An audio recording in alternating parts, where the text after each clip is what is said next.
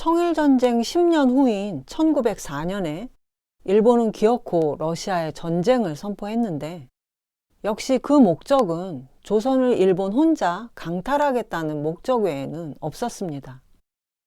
일본이 조선 침략을 위해 청나라와 러시아와 전쟁을 불사했을 뿐 아니라 청나라와 러시아 또한 조선에서의 이권을 위해 전쟁을 마다하지 않는 마당에 정작 당사자인 우리는 침략자 일본과 전쟁을 하기는커녕 왕실과 조정 대신들이 나서서 각종 이권과 함께 나라를 팔아먹기에 바빴습니다.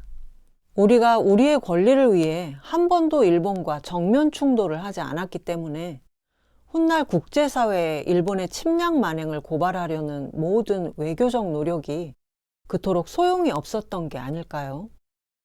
44살의 나이에 일본의 초대 내각 총리가 된 이토는 20년간 총 4번에 걸쳐 내각 총리 대신을 맡으면서 자신의 정치적 전성기를 보냈는데, 이때 이토는 안으로는 메이지 유신 이후 근대 일본의 초석을 닦았다면 밖으로는 조선을 병탄하는 일에 모든 힘을 쏟아 부었습니다.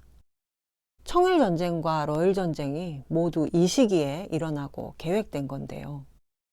이토가 60세가 되던 1901년 9월, 이토는 미국 예일대학에서 명예법학 박사 학위를 받는 것을 시작으로 미국과 유럽을 순방합니다. 워싱턴에서 루스벨트 대통령을 만났고, 프랑스로 가서 신흥국 일본을 대표하는 정치가로서 프랑스 대통령과 외상을 만났고, 러시아와 영국도 들렸는데, 당시 일본은 영국과 러시아 중에 어느 쪽에 손을 잡을지 손익을 계산하던 중이었다고 합니다. 이때 이토는 정부로부터 아무런 직책을 받지 않았지만 특사 아닌 특사로서의 역할을 하고 있었는데, 특히 러시아와의 협상을 위해 만한 교환론을 들고 갔습니다. 만한 교환론은 러시아가 한국에서 일본의 권익을 인정하면 만주에서 러시아의 권익을 인정하겠다는 협상안이었는데, 이토가 러시아 황제 니콜라이 2세와 람스돌프 외상을 만났지만 서로의 시각차만 확인한 채 성사되지 않았습니다. 그런데 이 시기에 일본과 영국은 비밀리에 영일동맹을 추진하고 있었는데, 이토가 먼저 러시아를 들렸다 영국으로 오자 영국은 일본이 자신들과 동맹 협상을 하면서 러시아와 양다리 협상을 벌이는 게 아닌가 의심했다고 합니다. 그래서 영국은 이토를 대대적으로 환영했고, 결과적으로 영국이 일본과의 동맹을 서두르게 됐는데, 이토가 이탈리아에서 배를 타고 일본으로 돌아가던 도중에 영일 동맹이 조인되자 런던 타임즈는 이토를 동맹 체결의 1등 공신이라고 치켜세웠고, 영국 왕 에드워드 7세는 이토에게 훈장을 보냈습니다. 이 영일동맹이 3년 뒤에 일어난 러일전쟁에서 일본 해군이 러시아의 발틱 함대를 격파하는 데 결정적인 도움을 주게 되는데, 아무튼 당대의 중요한 역사적 장면에 이토가 빠지지 않고 있습니다.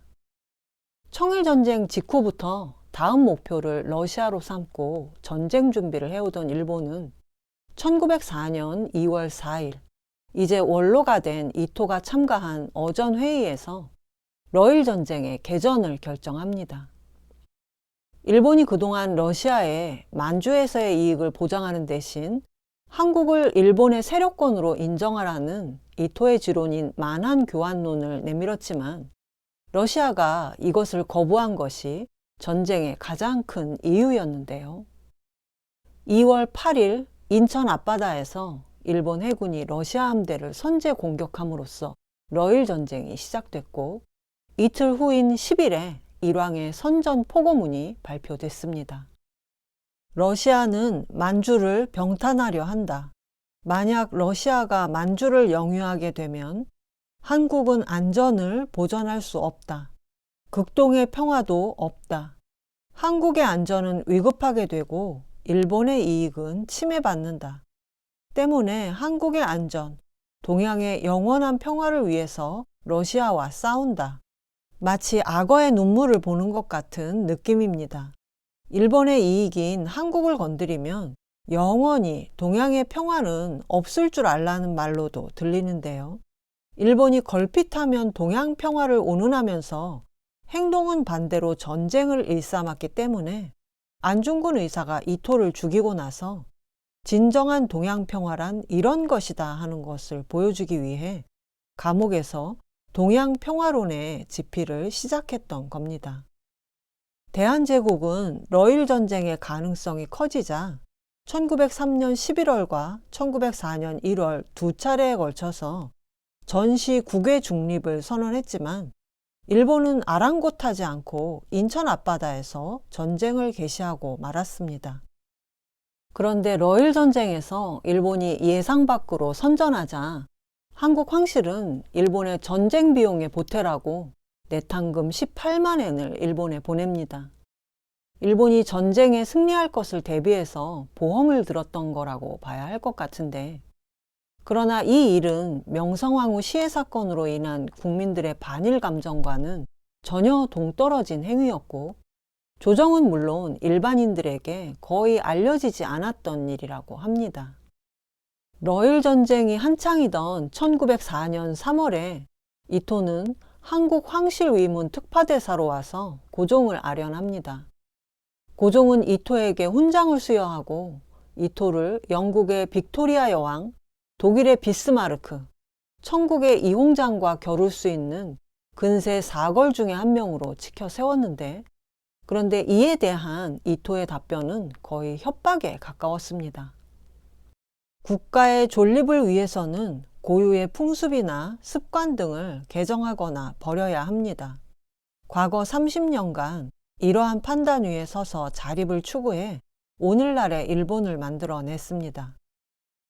천국과 한국이 일본과 동일한 주의를 택하고 상호 협력해 서구 문명을 외면하지 않고 조화해 자강의 길을 걷는다면 동양 사람들도 생존할 수 있을 것입니다. 그러나 이 주의에 반대하고 고집스럽게 배회주의를 국시로 삼는다면 멸망하고 맙니다. 서구 문명은 표면적인 것에 불과하며 실제로는 침략을 노리고 무력으로 확장하려 합니다. 따라서 러시아 같은 국가에 대항하여 저항해야 합니다. 서구 문명을 따라야 한다고 하면서도 그것은 표면적이기 때문에 러시아에 함께 대항해야 한다고 말하고 있는데요. 그러면서 만약 황제 폐하가 그런 이치를 이해하고 일본과 존망을 함께해 동양의 평화를 유지하는 데 협력하신다면 일본은 최대한의 동정을 표명해 영원히 한국의 산하가 황포한 열강의 소유가 되지 않도록, 즉 일본 자신의 존망과 마찬가지의 아픔으로 여기며 공동 대처하겠습니다. 지금은 양국의 형제가 싸울 때가 아닙니다. 서로 안위와 존망을 함께해 난관을 타개하고 의심을 버리고 용감히 전진해야 할 것입니다. 이렇게 회유와 협박을 섞어서 말한 이토는 메이지 일왕이 한국 황실이 일본의 전쟁 비용을 기증한 것에 대한 답례로 보내온 30만 엔을 고종에게 전달하고, 따로 황후인 엄비에게는 1만 엔, 황태자와 황태자 비에게 각각 5천 엔을 전달합니다. 그런데 이후에도 이토는 한국 황실에 들어올 때마다 선물이나 돈을 뿌렸고, 특히 궁안의 상궁들한테까지 선물을 뿌려서 이토가 나타나는 날이면 궁궐내에 활기가 넘쳤다는 이야기도 이 책에 실려 있습니다. 러일 전쟁의 와중에 일본은 미국과 영국이 러시아나 한국 문제에 뛰어들지 않게 하는 것에 가장 신경을 썼습니다.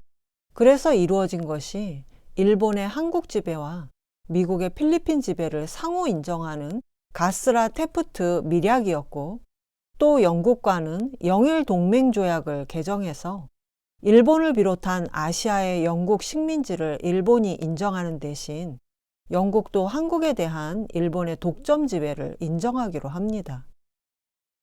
이제 일본이 전쟁에서 이기기만 하면 되는데, 일본군은 전쟁 초기에 서울에서 러시아군을 제압하고 압록강을 건너서 러시아군이 주둔하고 있던 만주 남부와 리순까지 진입하긴 했는데 리순 요새를 공격하는 과정에서 일본 육군의 피해가 무척 컸습니다. 러시아군 5만 명과 일본군 10만 명이 싸웠는데 일본 육군 10만 명 중에 사상자가 6만 명이 넘었고 그중 사망자는 14,000명에 달했다고 합니다. 이 책에는 안 나오는 얘기지만 이렇게 일본군의 피해가 컸던 이유는 러시아가 기관총과 대포로 무장하고 있는 고지를 매달 같은 날 같은 루트를 통해 공격하는 무지한 사령관이 있었기 때문이었다고 하는데요.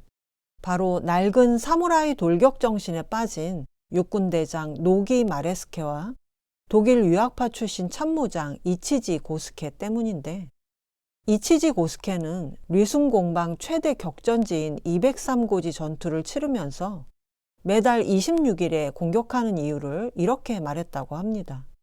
매달 26일에 공격하는 이유는 26일이 리순 남산을 얻은 날이라 운이 좋은 날이고 무엇보다 짝수라서 정확하게 반으로 쪼개진다. 따라서 26일에 공격하면 리순 요새를 반토막 낼 수 있다. 미신을 믿었던 이 유학파 엘리트 장교 때문에 육탄으로 고지를 돌격했던 일본군의 시신이 쌓여 부패하면서 러시아군은 포에 나프탈렌을 대고 전쟁을 수행할 정도였다고 합니다. 결국 이 무모한 작전을 보다 못한 대본영이 나서서 지휘관을 교체한 뒤에야 203고지를 장악할 수 있었는데 4년 뒤인 1909년 10월 이토는 시모노세키에서 리순 바로 옆 다레낭에 도착해서 이 203고지를 둘러본 다음 하얼빈으로 향하는 기차 안에서 203고지라는 제목의 한시를 쓰기도 했습니다. 혈투 끝에 일본의 리순 요새를 빼앗기긴 했지만 무적의 발트 함대, 제2 태평양 함대가 러시아를 출발해서 오고 있었습니다. 그런데 러시아 함대가 상트페테르부르크 인근의 리바우항을 출발해서 수에즈 운하를 통해 아시아로 넘어와야 하는데 당시 수에즈 운하가 영국의 지배하에 있었습니다. 당시 수에즈 운하가 영국의 지배하에 있어서 영일 동맹을 맺은 영국이 러시아 함대를 통과시켜주지 않았습니다. 이 영일 동맹을 서둘러 맺게 한 주인공이 바로 이토였기 때문에 이토가 러일 전쟁의 전세를 뒤바꾼 게임 체인저의 역할을 했다고 볼 수 있는데요. 수에즈 운하를 통과할 수 없었던 발트 함대는 멀리 아프리카 희망봉을 돌고 인도양을 건너서 지구 반바퀴를 돌아서 겨우 아시아에 도착했는데 먼 여정에 지친 데다 극동 함대 기지가 있던 리순을 일본군에 뺏겼기 때문에 우선 블라디보스톡으로 가서 전열을 정비해야 했습니다. 그런데 그러려면 대한해협이나 스시마 해협을 지나 동해로 나가야 하는데 여기에 일본 해군이 매복해 있다 공격을 해서 발트 함대를 거의 괴멸시키는 큰 승리를 거둡니다. 러시아 함대 21척이 침몰하고 만여 명의 사상자를 낸 이 해전으로 러일 전쟁의 승기는 일본으로 완전히 기울고 말았습니다. 동아시아를 상대로 한 일본의 침략과 전쟁의 역사에 이토 히로부미가 역할을 하지 않은 곳이 없는 것 같습니다. 우리가 아는 초대 한국 통감 이토는 이토의 수많은 얼굴 중에 한 가지일 뿐이라는 생각이 들 정도인데요. 다음 시간에는 이토 히로부미가 대한제국의 외교권을 강탈함으로써 실질적으로 한국의 주권을 침략한 을사늑약 당시의 장면을 살펴보겠습니다.